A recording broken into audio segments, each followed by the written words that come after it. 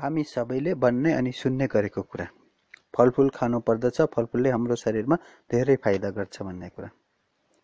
तर हामी धेरैलाई थाहा नहुन पनि सक्छ कि कुन फलफुल खाँदा हामीलाई के फाइदा गर्छ भन्ने बारेमा। आउनुहोस् आज म यसै विषयमा केही कुरा गर्ने जमर्को गरेको छु। मेरो यो भिडियो अन्तिमसम्म हेरेर मलाई साथ दिनुहुनेछ भन्ने म पूर्ण आशा गरेको छु।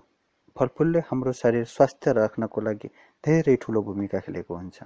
म आज यस्तो केही फलफुलको बारेमा कुरा गर्न गइरहेको छु जुन हाम्रो शरीरको लागि धेरै फाइदाजनक छन्। आउनुहोस् सुरु गरौँ। तरबुज। हामी कसैले खरबुज पनि भनिने यो फलमा पानीको मात्रा धेरै हुने गर्दछ। तरबुजले मानिसलाई मोटोपन हुनबाट बचाउन धेरै हदसम्म सहयोग पुर्याएको हुन्छ। तरबुज खानाले मुटुबाट लाग्ने रोगहरूबाट बच्न सकिन्छ। तरबुजमा भिटामिन ए र सी हुनाले हाम्रो प्रतिरक्षा क्षमताको वृद्धि गर्नुको साथै आँखाको लागि धेरै फाइदा गर्ने गर्दछ। स्याउ।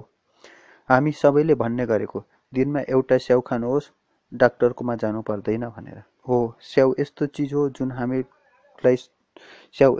हो जो हामीलाई स्वस्थ रहन धेरै सहयोग गरेको हुन्छ। स्याउमा भिटामिन ए, बी, सी प्रशस्त मात्रामा हुने गर्दछ। स्याउको रसले हाम्रो पेट सफा गर्नमा धेरै सहयोग पुर्याएको हुन्छ। मधुमेहको बिरामीको लागि स्याउ एकदमै लाभकारी हुने गर्दछ। स्याउले हाम्रो पाचन प्रक्रियालाई पूर्ण रूपमा सक्रिय बनाएर राख्दछ। केरा। हामी धेरैले प्रयोग अनि मन पराउने केरा जसले एमिनिया र हाई ब्लड प्रेसरको बिरामीलाई धेरै फाइदा गर्ने गर्दछ। तपाईलाई कब्जियतको बिरामी छ भने केरा खानुहोस्, तपाईँ पूर्ण रूपमा क्लियर हुनुहुनेछ। हाम्रो दिमागलाई सन्तुलनमा ल्याउनको लागि पनि केराको महत्त्वपूर्ण हात रहेको हुन्छ। दुब्ला तथा पातला मानिसहरूको लागि केरा एकदम लाभदायकारी हुन्छ ताकि उनीहरूको शरीरको तौल बढाउन धेरै महत्त्वपूर्ण भूमिका गरेको हुन्छ। साथीहरू, यो मेरो छोटो भिडियोबाट पक्कै पनि तपाईले पूर्ण रूपमा जानकारी लिनुभयो होला।